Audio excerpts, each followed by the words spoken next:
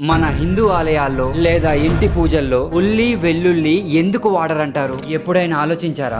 ఒకటి, ఉల్లి వెల్లుల్లి రజో మరియు తామసం అన్న ఆయుర్వేద వర్గంలోకి వస్తాయి. ఇవి కోపం, అనారోగ్యం, అలాగే మనసు తలతికమించే భావనల్ని పెంచుతాయంట. అదే పురాణాల ప్రకారం చూసుకుంటే సముద్ర మదనం సమయంలో స్వర్భాను అనే రాక్షసుడు అమృతం తాగి శిరస్త్రాణం కోల్పోతాడు. అంటే శ్రీ మహావిష్ణువు అసురుడి తల ముండాన్ని సెపరేట్ చేసేస్తాడు. ఆ అసురుడినే రాహుకేతువుల పిలుచుకుంటాం. సో అలా శ్రీ మహావిష్ణువు సెపరేట్ చేసే క్రమంలో వాళ్ళ రక్తపు చుక్కలు నేలపై పడినప్పుడు అవే ఉల్లి వెల్లుల్లిగా మారాయంట. అందుకే ఇవి దేవుడికి నివేదించరు. అంటే ఇవేవో మానవ శరీరానికి హాని కలిగిస్తాయని కాదు, కానీ ఆధ్యాత్మిక శుద్ధికి మాత్రం వ్యతిరేకంగా ఉంటాయి. జైనులు, బౌద్ధులు అయితే అసలు ఈ మొక్కలనే వాడరు. ఎందుకంటే అవి భూమిలో ఉంటాయి కదా. సో వాటిని పీకేటప్పుడు జీవుల హాని అవుతుందంట. అంటే వాటికి కూడా జీవం ఉంటుంది అని నమ్ముతారు. మరి మీరు ఎప్పుడైనా ఇవి ఆలయాల్లో లేదా పూజల్లో వాడడం చూసారా? కామెంట్ చేయండి.